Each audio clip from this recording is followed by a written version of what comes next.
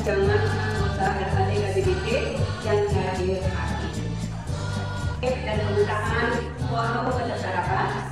Lalu yang ketiga, laporan pertanggungjawaban kegiatan usaha dan keuangan KBBT yang ke-20 Maluku 2023. Yang keempat, laporan badan pengawas KBBT. Yang kelima, tanggapan laporan pertanggungjawaban pengurus dan pengawas. Yang keenam, pengesahan laporan pertanggungjawaban pengurus dan pengawas. Lalu yang ketujuh, pembahasan rencana kerja dan RAD tahun 2024. Yang kedua dari Ketua Panitia RAD yang ke-20 tahun 2023 kepada Bapak Profesor Hermanto saya berterima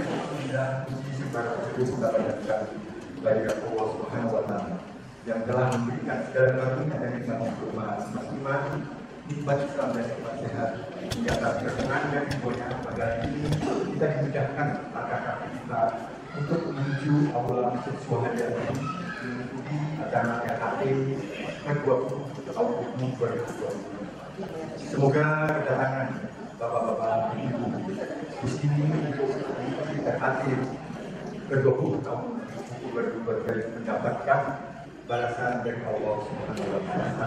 Rapat anggota tahunan ini seharusnya dilaksanakan pada tahun 2024. Tetapi karena sesuatu hal dan lain hal bergeser ke tahun 2025. Untuk hal tersebut kami atas nama pengurus mohon maaf sebesar-besarnya atas keterlambatan ini. Sebagai ketua panitia, saya ingin mengucapkan terima kasih dan sebesar-besarnya kepada seluruh anggota koperasi KBBT yang telah meluangkan waktu untuk hadir di dalam RAD ini. Akhir kata, kami berharap rapat anggota tahunan ini dapat berjalan dengan lancar, menghasilkan keputusan yang terbaik untuk kemajuan koperasi, serta memberikan manfaat bagi seluruh anggota. Mari kita bersama-sama menjaga koperasi agar semakin berkembang dan memberikan kesejahteraan bagi kita semua. Demikian sambutan dari saya. Sekali lagi terima kasih atas kehadiran dan partisipasi Bapak Ibu sekalian. Buat aku Ibu, wabillahi taufiq. Wassalamualaikum warahmatullahi wabarakatuh. Salam koperasi dari anggota oleh anggota untuk anggota.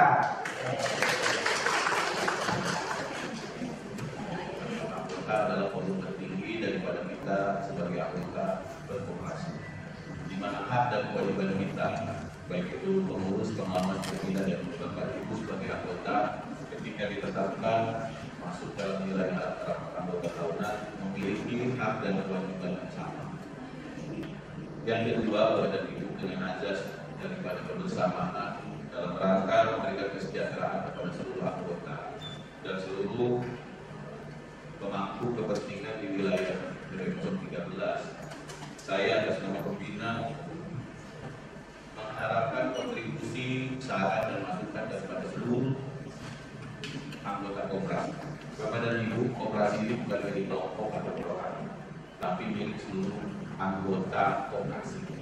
Jadi hak dan kewajiban itu sama, tidak menempel secara khusus kepada pengawas dan pengurus saja, tetapi menempel kepada seluruh kita yang memang sudah berikrar untuk menjaga koperasi. Baik buruknya koperasi yang kita jalani sampai saat ini itu adalah tanggung jawab kita bersama. Bapak dan Ibu, perlu diketahui ada keterlambatan di dalam RAD inilah yang menjadi evaluasi apa-apa yang menjadi permasalahan dalam berjalan kegiatan koperasi.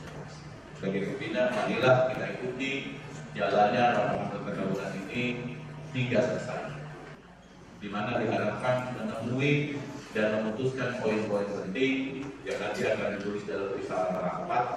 Tujuannya adalah untuk perbaikan kita dalam rangka menjalankan dan mengikuti kegiatan koperasi kita di tahun-tahun yang akan datang. Dengan bismillahirrahmanirrahim, saya nyatakan bahwa rapat anggota tahunan Koperasi Jasa BPI Permai tahun buku 2003 dengan ini secara resmi saya nyatakan dibuka. Terima kasih. Assalamualaikum warahmatullahi wabarakatuh.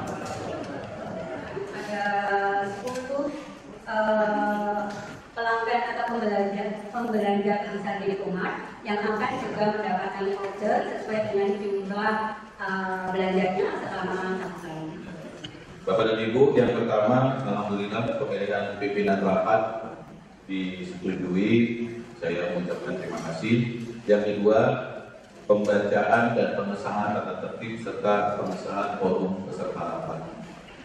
Bapak dan Ibu, untuk menyingkat waktu, nanti dihitung oleh sekretaris pengurus bahwa kita nyatakan Bapak dan Ibu, apapun keputusan nanti akhir pada hari ini kita nyatakan sah untuk dilanjutkan di dasar pembicaraan. Sahnya rapat dan keputusan rapat pada ayat 1. Rapat dinyatakan sah apabila dihadiri oleh lebih dari setengah dari jumlah anggota aktif. Tadi saya lihat jumlah anggota data hadir itu 219. Jadi yang hadir yang akan mengesahkan RKP ini yang 108 plus 1. Bisa Bu, langkah kedua kita skorsing, tapi kalau skorsing itu kan sebenarnya jalan terakhir, iya kan? Tetapi kita perlu pendataan risalah rapat ini bahwa orang yang hadir 62 yang menyatakan tidak hadir tetapi menyetujui seluruh keputusan rapat itu ada berapa?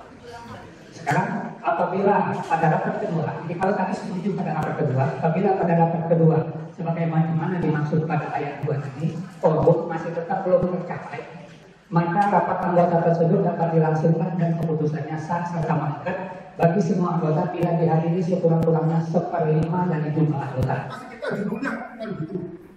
Kemudian yang tadi yang dipermasalahkan adalah rapat dinyatakan sah apabila dihadiri oleh lebih dari setengah dari jumlah anggota yang aktif. Kan gitu. Bahasa di sini ini anggota itu membaca bahasa di sini. Tapi dengan sportif panitia ini harus dirubah nanti. Artinya dengan catatan, dengan kesepakatan bersama bahwa tadi ada perubahan. Ini harus dicantumkan. Itu Pak. Terima kasih. Saran saja kepada Pak Dwi Muntaka untuk merevisi apa tata tertib yang sudah di awal kita sepakat. Yang pertama, saya beri masukan bahwa untuk pasal 1 ayat 1 Undang-Undang Nomor 25 Tahun 1922 itu sudah di-drop ya Pak. Sudah berganti menjadi Undang-Undang Perkoperasian Nomor 17 Tahun 2012. Jadi sebaiknya diperbaiki.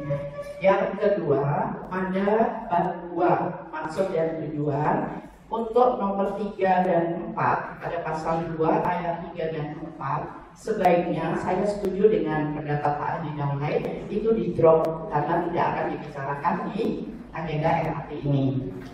Kemudian mengingatkan lagi untuk bab 6 pasal 7 mohon ditambahkan ayatnya apabila memang tadi kesepakatannya bahwa yang tidak hadir tetapi dia membuat pernyataan menyetujui hasil ini harus dimasukkan.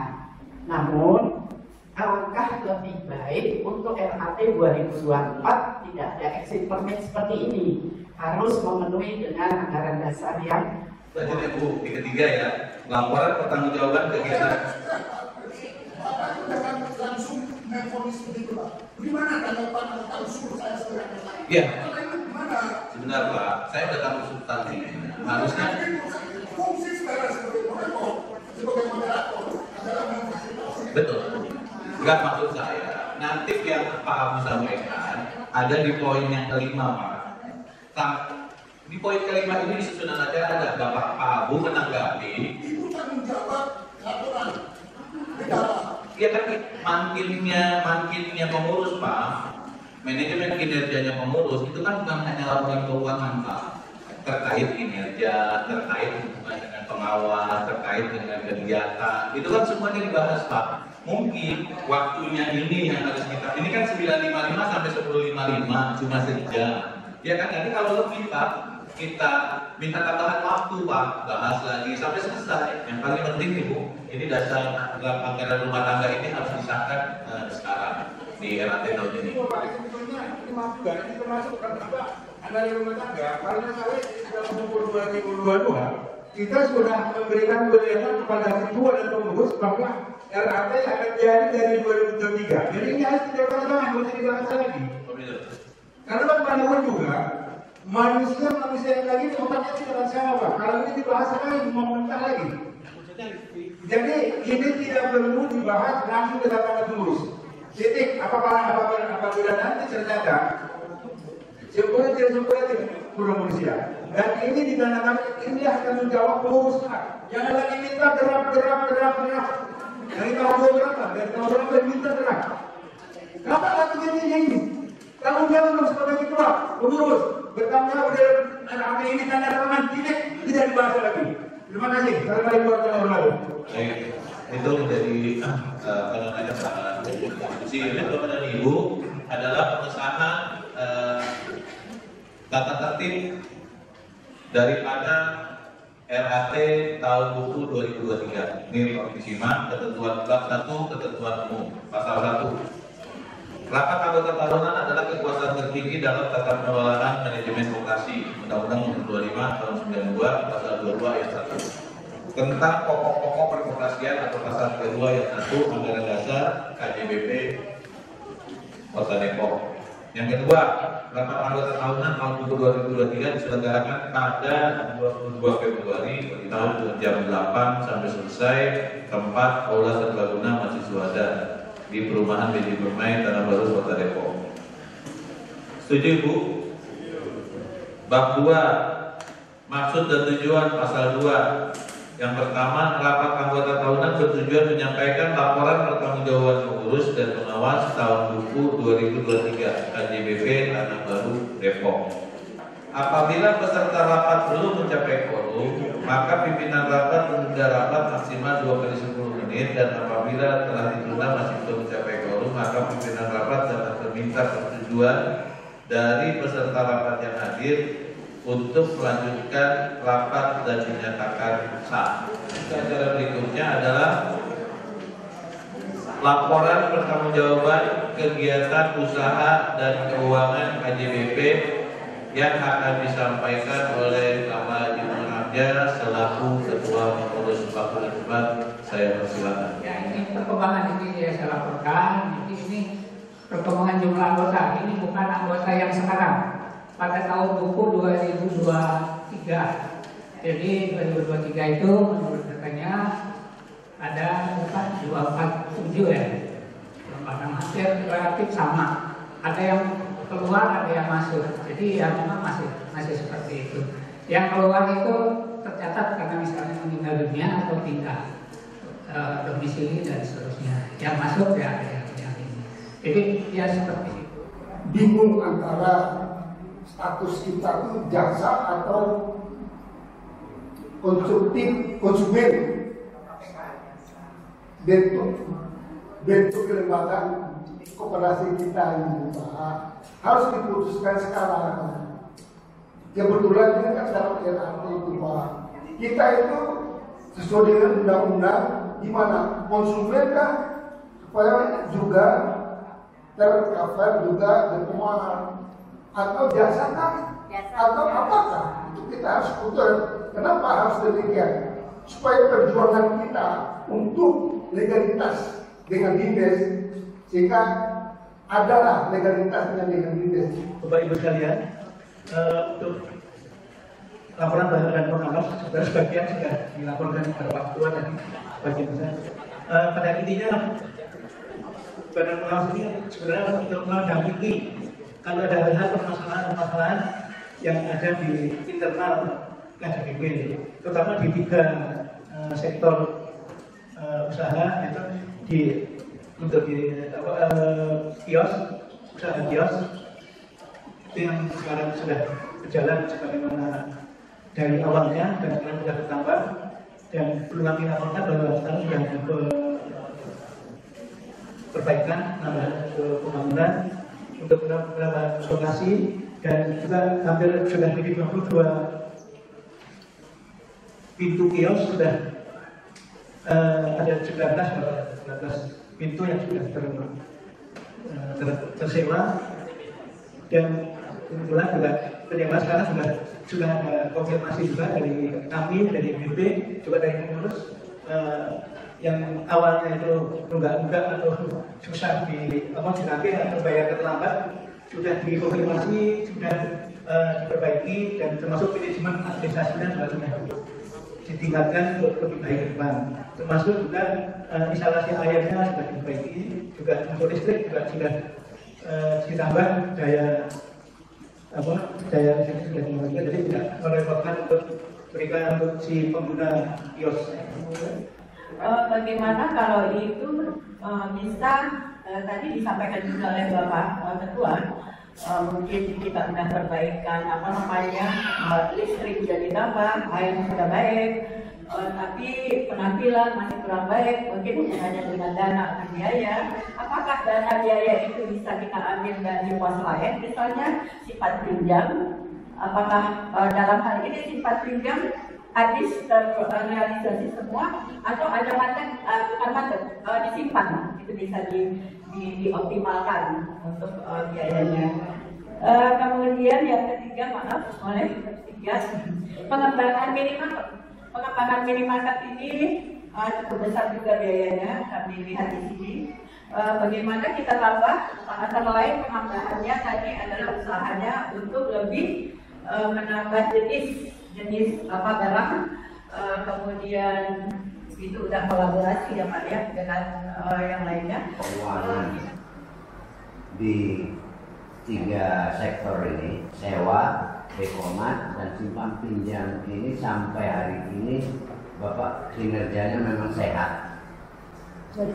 Kalau memang itu sehat, saya tanya kepada Bapak Ketua Koperasi, dekomat ini supaya anggota itu tidak khawatir untuk langkah ke depan ini, kira-kira Bapak akan promosikan yang bagaimana kira-kira supaya tidak ada polemik membalikan, terus servisnya juga bagus. Tadi kayaknya dari Bu Matra juga pengembangan yang basic kreatif itu juga bagaimana cara merangkul, intinya bagaimana anggota itu dikhawatir.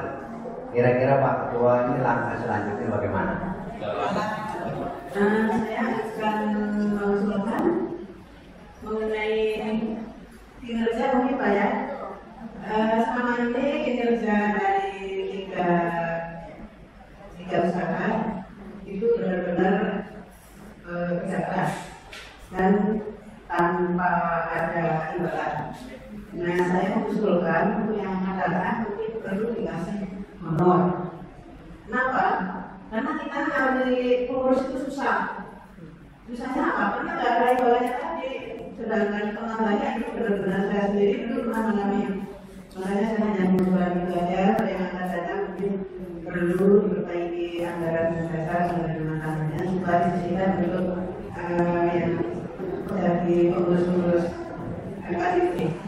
Kalau kita lihat di sini dari jasa simpan pinjam, itu apa yang dikatakan bahwa simpan pinjam ini sebenarnya kalau dibilang ini potensi menghasilkan SHU itu paling besar. Itu sebesar 47 juta. Jasa ya, kalau dari simpan pinjam itu murni jasa. Ini sebenarnya masih bisa lebih meningkat lagi kalau dari para anggota itu aktif misalkan melakukan peminjaman atau menyimpan di unit simpan pinjam yang dikelola oleh Ibu T sama Ibu. Kedua, ini 47 juta itu mungkin dari mana ini asalnya? Bu mungkin perlu tahu ya. Kok ketemunya 47 juta? Nah ini paling banyak jasa ini yang kita hitung adalah dari pinjaman. Terus kedua, sekarang jadi kios ya. Kios ini menghasilkan SHU 38 juta. Dari mana 38 juta ini? Dari penerimaan sewa kios itu sebesar 57 juta.